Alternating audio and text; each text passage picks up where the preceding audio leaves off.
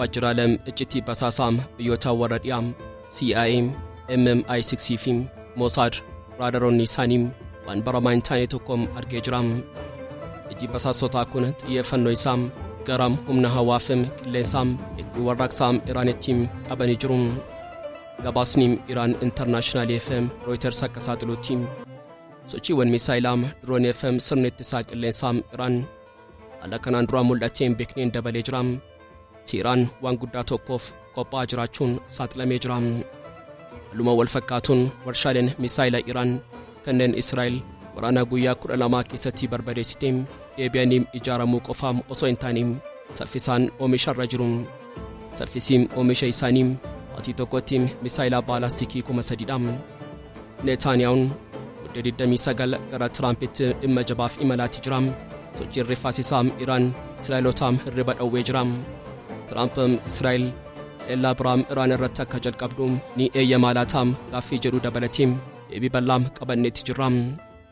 Gama kaaniin gaa'illee iccitii Iraanii fi Paakistaan gidduutti taasifamaa jiru humna naannichaa ni jijjiiraa jedhamee sodaatamaa jira. Ijoo dubbii ba'aa giddu galeessaa raasaa jiran kanneen walduraa duubaan bal'isnee isiniif qooduuf qindeeffannee jirra. Turtiin keessan hagaa xumuraatti nu faana ta'u. Xiyyaaronni F-50 fi A-10 kanneen taankii kiilar jedhaman uffata Ameerikaa irraa kaanii samii Siiriyaa irraa barrisuun tarkaanfii gareewwan hidhattoota ISIS irratti geggeessanii jiru.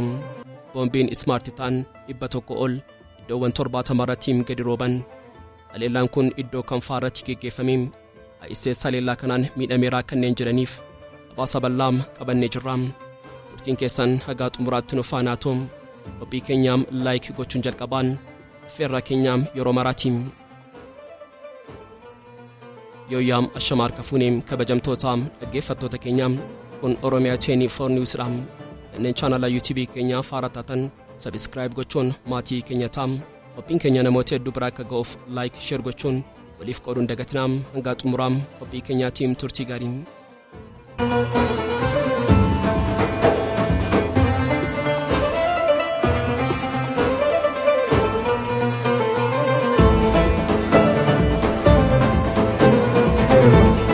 Waajjiraaleen iccitii basaasaa warra dhiyaa CIA, MI6 fi Mossad keessatti ifni iskiriinii diimaa ibsaa jira.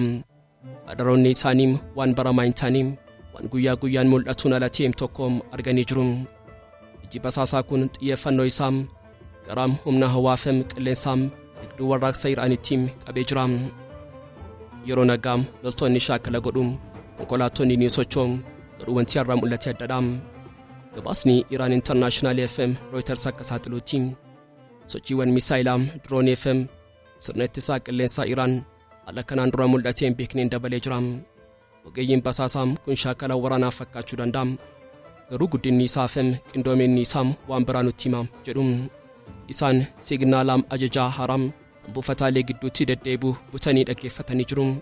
Iraan waan guddaa tokkoof qophaa'aa jirti. Oduun kun Tel Aviv yeroo ga'u Benjamin Netanyahuun qophii isaa dhumaa gochaa jira. Sababiin isaa enya kana Pirezidaantiin Ameerikaa Doonaald Tiraamp waliin wal arguuf yookaan bilbilaan haasa'uuf karoora qaba. Netanyahuun harka duwwaa hin deemu faayila Har'a qabateetii deema. Gabaasni NBC News akka mul'isutti Israa'el Tiraampiif filannoo haleellaa Har'aa dhiyeessuuf jira. Tiraamp lotii waraanaa guyyaa 12 sanaa keessatti warshaalee isaanii barbadeessineerra jenneetti yaadne. Garuu isaan deebi'anii ijaaraa jiru ilaali. Misaa'ela Ballistikii oomishuu itti fufanii jiru. Niwukileera dhiisii misaa'illi kun nu fixuufi jechaa jiru. Sirratti iccitii guddaatu jira. Israa'el yeroo ammaa kana Iraan boombii niwukileeraa hojjetti jettee dhiphachuu mannaa. Iraan misaa'ela Ballistikii deebistee oomishaa jirti jettee dhiphatti. Waraana waxabajii darbee keessatti Israa'elii fi Ameerikaan warshaalee misaa'ilaa Iraan hedduu gubanii turan. Garuu basaasni Har'a akka agarsiisutti Iraan caccabaa sanaa qulqulleessite maashinii haaraa galchuun guyyaa fi halkan oomishaa jirti. Sirna ittisaa qilleensaa ishee kan caccabe sanas teekinooloojii biyya keessaatiin suphattee qophii gooteetti. Gama biraatiin masaraa hoogganaa olaanaa Iraan keessaa sagaleen biraa dhaga'amaa jira. Ayatullah Ali Khamenei torban kana keessaa waltajjii irra ba'ee oduu waraanni niikaa jedhu kanaam tuffatee jira. Uummata kiyyaam oduun kun olola diinaatiin saantee jedhanii waraanni dhufeem jechuun isin dhiphisuu barbaadum waraanni hin jirum kun waraana miidiyaafem waraana sammuutiin garuu ogeeyyiin basaasaam hooggantoonni Iraan yeroo baay'ee nagaan jiraam jedhanii lafa jalaa namoo Misaa'ela qaruu jedhum sochiin humna ittisaa qilleensaa kun jechaam kaameenii kanaa waliin wal faallessaam waggaam walakkaa duraam naannoon gammoojjii Isfaan ibiddaan gubateem har'a gurraachaan uwwifamee tureem har'a garuu suuraan haaraam samiirraa kaafamim iccitii biraam kan jeneraalota Israa'elii fi Ameerikaa mataa qabachiisuun saaxilee jiraam Naataanzin nuuraa piroogiraamii niwukileeraam Iraan taajirtiim gabaasni Iraan Institute for Science and International Security baaseem wanta ijaan mul'atu tokkoom qabatee dhufee jiraam Iraan caccabaa buufataa niwukileeraa isheem kanneen waraanaa waxabajjii keessatti xiyyaarota Ameerikaa fi Israa'el rukutaman sanaam akka namni samiirraan hin argineef jechaam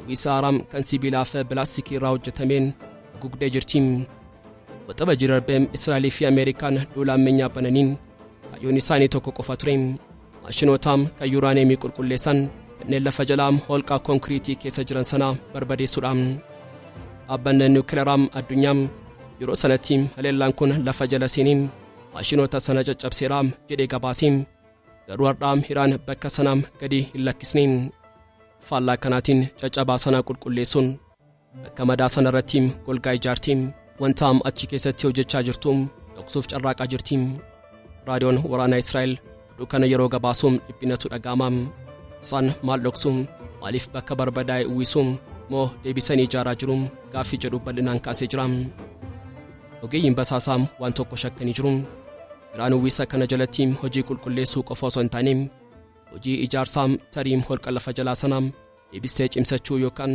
maashinoota haaraa galchuu irratti argamtiim Naataanzin bakka addunyaan dhumateeraam jettee yaaddeem har'a mallattoo cichoominaa ta'ee jiraam Iraan buufata koo gubuu dandeessuum garuu hojii koo dhaabuu hin dandeessan jechuun uwwisa sana jalaan abjuun niwukileeraa isheem itti fufaa jirtiim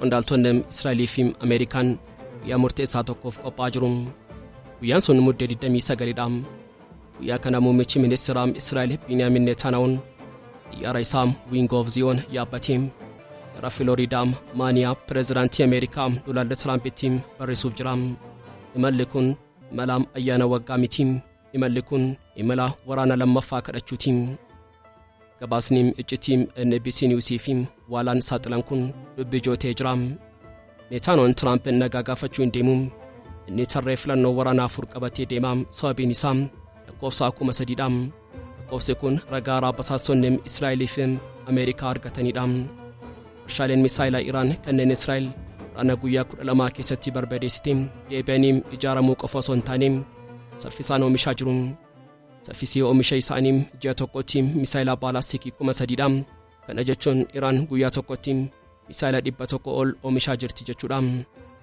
jeneraalonni Israa'el Tiraampiin akkas jechuuf deemuum Tiraamp yoo nuti amma dafneem osoo yeroon hin darbiin tarkaanfiin fudhanneem Iraan baatii muraasa keessatti Misaa'ela 60,000 kuusatti sana boodaam Iron Dome keenyas ta'eem Iron Beam keenyaam lola kana dhaabuu hin danda'uum isaan baay'inaan nu liqimsuum Netanyahuun yaaddoo biraas qabaam inni Tiraampiin rakkoon guddaan boombii niwukileeraa mitiim Misaa'ela Ballistikii kanaam jechuuf deemaam sababiin isaam yoo Iraan Misaa'ela 60,000 qabaattiim isaan Misaa'elota kana naannoo buufataa niwukileeraatti dhaabuum yeroo Israa'el yookaan Ameerikaan buufataa niwukileeraa sana rukutuuf dhufan Misaa'elonni 60,000 kun gaachana ta'aniim xiyyaarota dhufan kuffisuum yookaan deebisaniim Tel Aviviin barbadeessuum kanaafuu Israa'el Misaa'ela isaanii afixnuum sana boodaam niwukileeraa sanaam salphaatti argannaam jettee amantiim Netanyahuun akkuma waraana darbiim Tiraamp filannoo afur dhiyeessuuf deemaam tokkoffaan Israa'el kophaa isheem eeyyama qofaam nuuf kenniim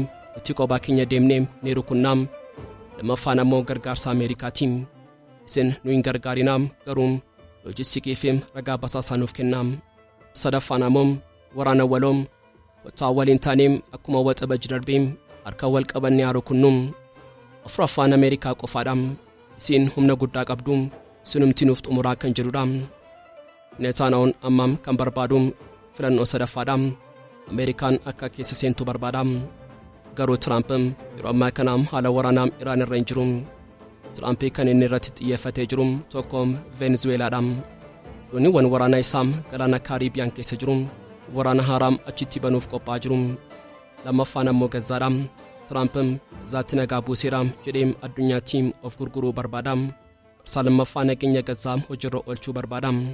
Kanaafuu Neetaanoon yeroo dhufe waraana haaraa haa bannu yoo jedhu diduu danda'a. Guyyaan muddee 29 guyyaa murteetii.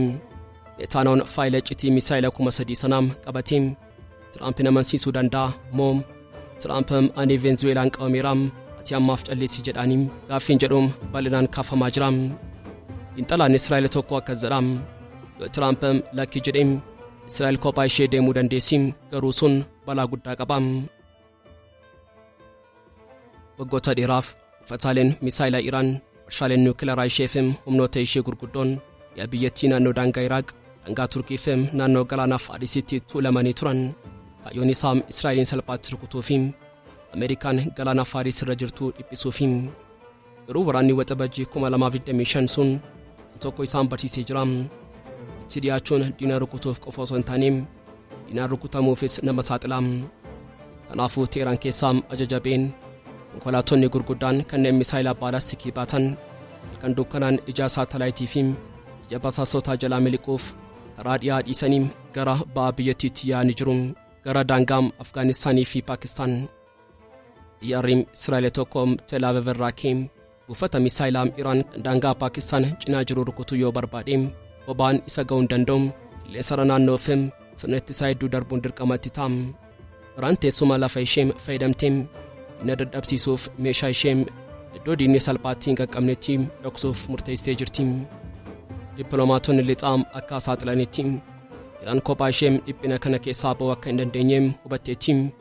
Kanaafuu harka ishee gara hiriyoota ishee sadanii Raashiyaa, Chaayinaa fi Paakistaanitti hidhattee jirti. Raashiyaa fi Chaayinaan beekamoodha. Isaan suuper paawarsidha. Garuu wanti hunda caalaa nama ajaa'ibuu fi xiinxaltoota waraanaa dhiphisee maqaa Paakistaan as keessatti dhaamedha. Iraan maaliif Paakistaanitti garagaltee tarii Paakistaan loojistiikii qofaaf moo iccitii niwukileeraa wal jijjiiruu fi gaaffiin kun Waashingitanii fi Tel Aviivin hirriba dhowwee jira. Iraan meeshaa ishee gara baatti siqsuun ishee fi gargaarsa Paakistaan gaafachuun ishee tarii gaa'ila haaraam kan addunyaan hin eegne kan Teheraan Islaamabaad walitti fiduu uumaa jiraachuu mala. Yookiin dhugaatii madaalliin humnaa ba'a giddugaleessaa fi Eeshiyaa kibbaa guutummaatti jijjiirama. Kaleessaa qilleensi Siiriyaa xiyyaarota ammayyaawaa Ameerikaatiin uwwifamee jira. Lamaqaan isaa Falcon Eye jedhamuun waraanni Ameerikaa fi Siiriyaa bineensa lafa jala dhokatee adamsaa jiru. Bineensi kunis Daeshidha. Lolli kun lafa kee hin uumamne. Guyyoota muraasa dura Taadmuur yookaan Palmaayiraa keessatti ISIS loltoota Ameerikaa lamaa fi hiikaafanii tokko ajjeesanii turan. Tiraamp dallansuudhaan deebii hamma du'aatti isaaniin irraanfannee kenninaaf jechuun kakatee kaleessa akka kun sun dhugaataa jira. Xiyyaaronni F-50 fi A-10 kanneen taank kiiler jedhaman buufata Ameerikaa irraa kaanii samii Siiriyaa irra barrisan. Boombiin Smaartii ta'an 100 ol iddoowwan 70 irratti gadi rooban.